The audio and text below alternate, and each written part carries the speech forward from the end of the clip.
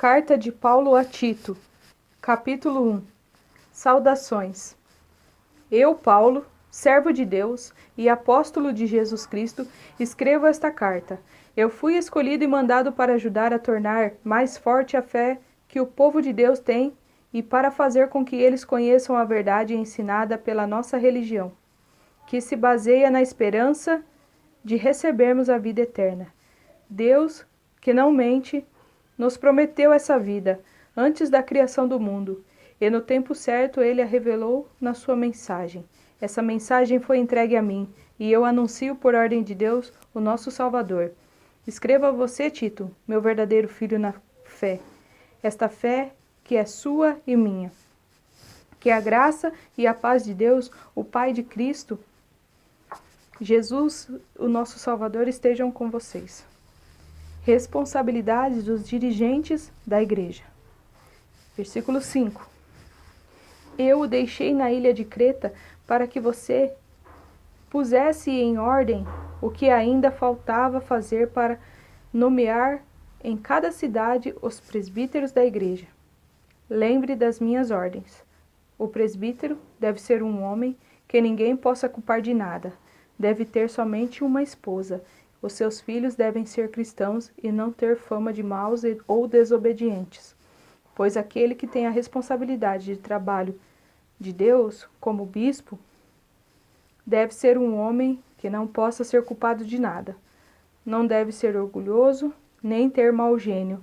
Não deve ser chegado ao vinho, nem violento, nem ganancioso. Deve estar disposto a hospedar pessoas em sua casa e deve amar o bem. Deve ser prudente, justo, dedicado a Deus e disciplinado. Deve se manter firme na mensagem que merece confiança e que está de acordo com a doutrina. Assim, ele poderá animar os outros com o verdadeiro ensinamento e também mostrar o erro dos que são contra esse ensinamento. Pois existem muitos, principalmente os que vieram do judaísmo, que são revoltados e enganam os outros com suas tolices. É preciso fazer com que eles parem de falar, pois estão atrapalhando famílias inteiras por ensinarem o que não devem, com a intenção vergonhosa de ganhar dinheiro. Foi justamente um deles, um profeta da ilha de Creta, quem disse: os cretenses só dizem mentira. São como animais selvagens, são uns preguiçosos que só pensam em comida. E ele tinha razão quando disse isso. Portanto, você tem que repreender duramente esses falsos mestres, para que sejam sadios na fé, e parem de dar atenção às histórias inventadas por judeus e a ensinamentos humanos que vêm de pessoas que rejeitam a verdade. Tudo é puro para os que são puros, mas nada é puro para os impuros e descrentes, pois a mente e a consciência deles estão sujas. Eles dizem que conhecem a Deus, mas o que eles fazem mostra que isso não é verdade. Estão cheios de ódio, são rebeldes e não são capazes de fazer nenhuma coisa boa. Carta de Paulo a Tito, capítulo 2. A doutrina verdadeira. Mas você, Tito, ensine o que está de acordo com a doutrina verdadeira. Ensine os mais velhos a serem moderados, sérios, prudentes e firmes na fé, no amor e na perseverança. Aconselhe também as mulheres mais idosas a viverem como devem viver as mulheres dedicadas ao Senhor. Que elas não sejam caluniadoras, nem muito chegadas ao vinho. Que elas ensinem o que é bom para as mulheres mais jovens, para que aprendam a amar o marido e os filhos, e a ser prudentes, puras, boas donas de casa e obedientes aos maridos, a fim de que ninguém fale mal da mensagem de Deus.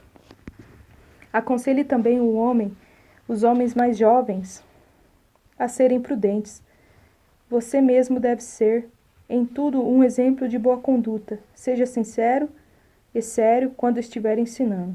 Use palavras certas para que ninguém possa criticá-lo e para que os inimigos fiquem envergonhados por não terem nada de mal a dizer ao nosso respeito. Que os escravos obedeçam os seus donos e os agradem em tudo. Que não sejam respondões, nem roubem os seus donos. Pelo contrário, que eles mostrem que são sempre bons e fiéis em tudo que fazem. Desse modo, por causa das coisas que eles fizerem, todos falarão bem da doutrina a respeito de Deus, o nosso Salvador.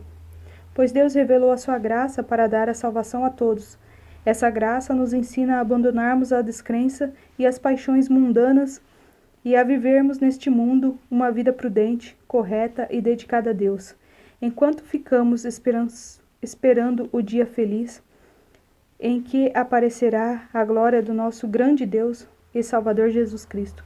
Foi Ele quem se deu a si mesmo por nós, a fim de nos livrar de toda maldade e de nos purificar, fazendo de nós um povo que pertence somente a Ele e que a Ele se dedica a fazer o bem.